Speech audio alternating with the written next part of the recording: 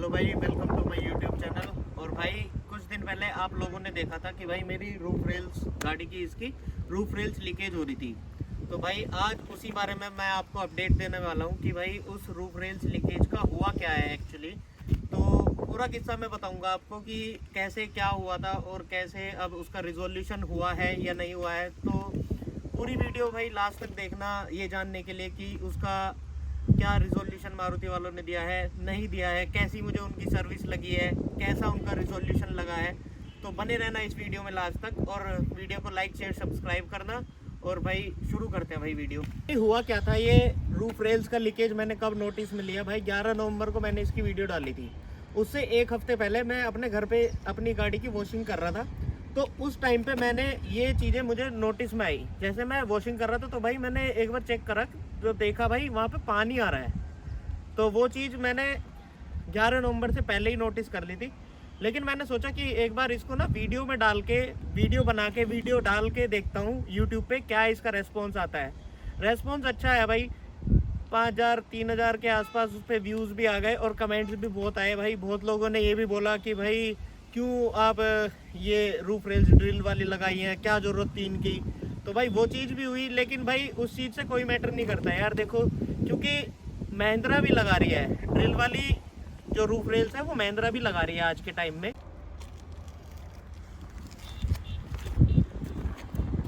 हाँ तो भाई महिंद्रा भी लगा रही है आज के टाइम में उस ड्रिल वाली रूफ रेल्स। तो मैं ये बोल रहा था कि भाई अगर ये रूफ रेल्स नहीं लग पाती है या लीकेज इनमें इशू है तो फिर भाई क्यों ही लगा रहे हो।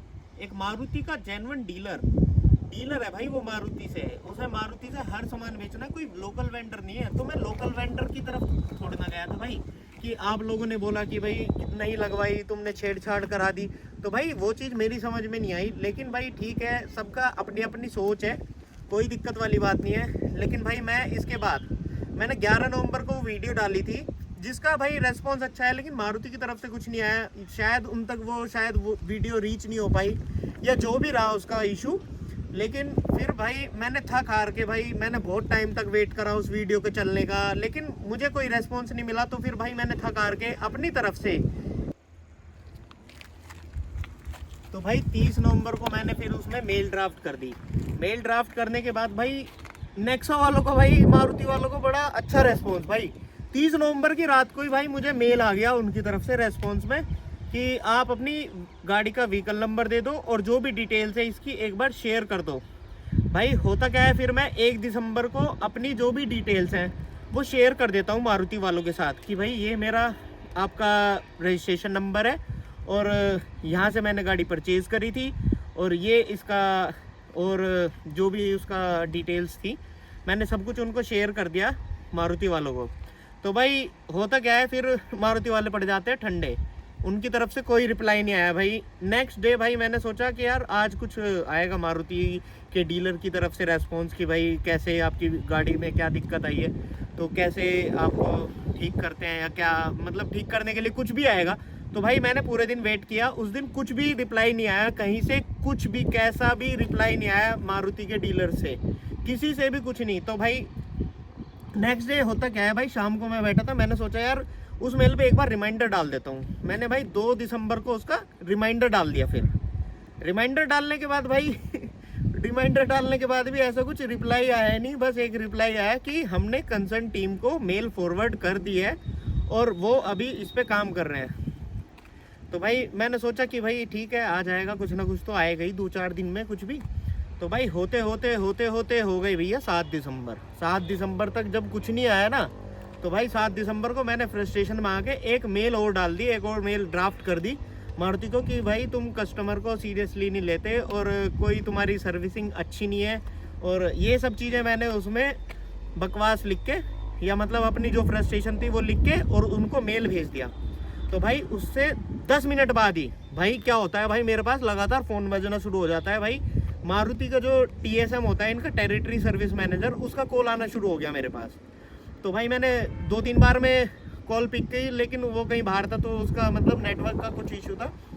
तो फिर उसने फिर मुझे दोबारा कॉल करी तो फिर उसने बोला कि सर आपकी गाड़ी का ऐसे ऐसे इशू है, आप मुझे एक बार इशू समझा दो क्या है। मैंने बोला कि भाई मैंने ये गाड़ी जब परचेज़ करी थी तभी मैंने मारुति से इसमें रूफ रेल्स लगवाई थी, जो कि ड्रिल वाली हैं। तो उसने बोला अच्छा अच्छा, तो फिर बोलने लगा कि ठीक है मैं समझ रहा हूँ आपकी इशू को।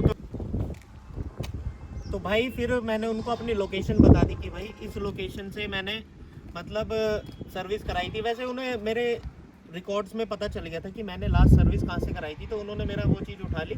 तो उसके टीएसएम ने मुझसे पूछा कि आपकी प्रेफर्ड लोकेशन यही रहेगी क्या? तो मैंने बोला कि हाँ मतलब यहीं पे रह सकती है, यही है, मैं अभी यहीं पे हूँ।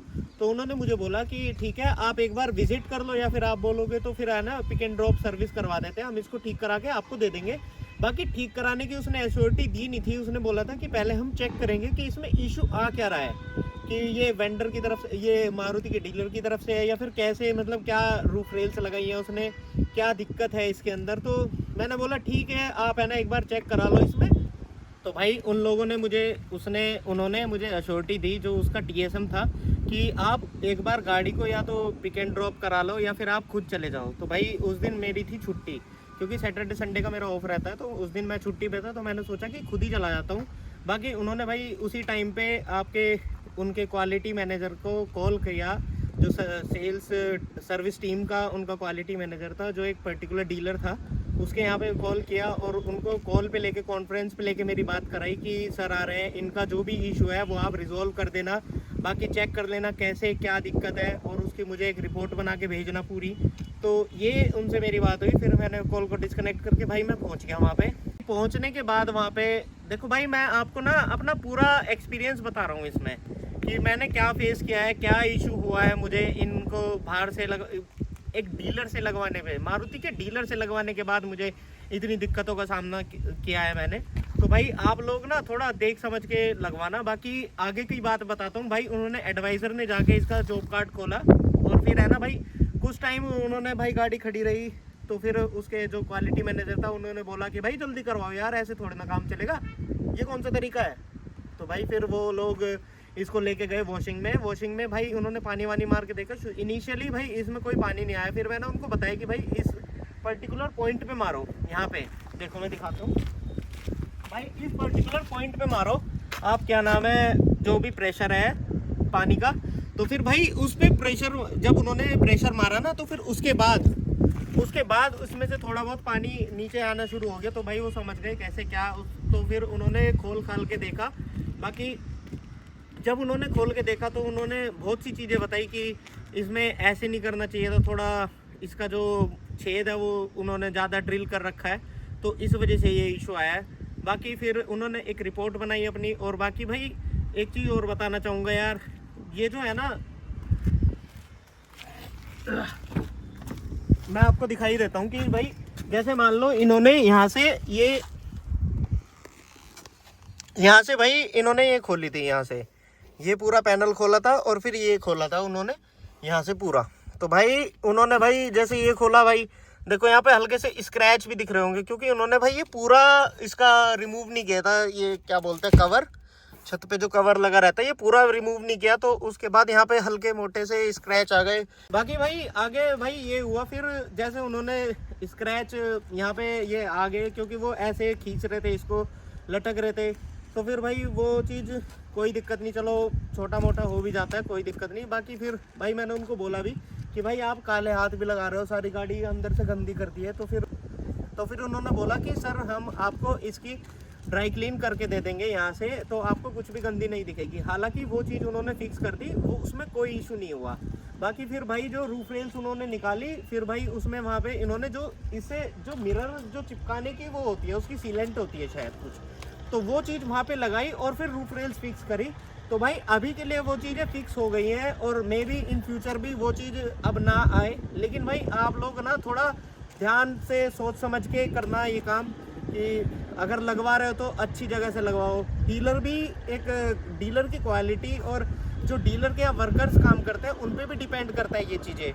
तो वो चीज़ें भी आप देख के लगवाओ कि कैसा आपको लगवाना है। बाकी भाई उनके नेक्सा की जो सर्विस है उसका एक्सपीरियंस मैं बताऊं तो मुझे भाई अच्छा लगा, क्योंकि भाई उन्होंने एट लास्ट भाई जैसे गाड़ी गंदी भी हो गई थी तो उन्होंने ड्राई क्लीन करके दी। फिर भाई ऐसा कुछ था नहीं कि भाई गाड़ी बाहर से मेरी पहले ही थोड़ी बहुत गंदी हो रखी थी, तो फिर उन्होंने बोला कि सर की एक वॉशिंग करा दो गाड़ी की। कोई दिक्कत वाली बात नहीं है। तो भाई वो चीज़ मुझे उनकी अच्छी लगी, काफ़ी अच्छा रिव्यू लगा मुझे उस टाइम पे। बस जो बीच का टाइम है, जैसे मान लो 11 नवंबर को वो इशू आया, मान लो मैंने 30 नवंबर को भी आपको डीलर को ये चीज़ें बता दी थी या मारुति को ये चीज़ मेल कर दी थी कि क्या दिक्कत आई है, मुझे रूफ रेल्स की लीकेज की इशू आ रही है। तो भाई उससे 7-8 दिन फालतू में उन्होंने ले लिए, उस चीज़ में उन्होंने कोई भी रिप्लाई नहीं किया, मुझे बार बार टॉपअप करना पड़ा, तब जाके भाई वो चीज़ें हुई हैं। तो भाई ये चीज़ मुझे बहुत ख़राब लगी मारुति की सर्विसिंग की। बाकी भाई वहाँ जाने के बाद जो उन्होंने सर्विस दी है वो चीज़ से मैं फुल्ली सेटिस्फाइड हूँ।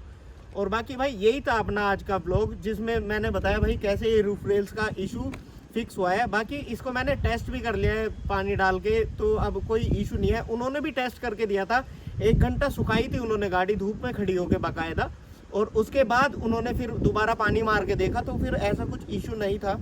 तो भाई ठीक है, वो चीज़ उनकी बहुत अच्छी लगी मुझे, उनकी कोऑपरेटिवनेस भी अच्छी लगी कि जो उसका वो क्वालिटी मैनेजर था वो भी बहुत ही अच्छा था। तो ये चीज़ें मैटर तो करती हैं कहीं ना कहीं, कैसे आपको कस्टमर को ट्रीट कर रहे हैं वो लोग।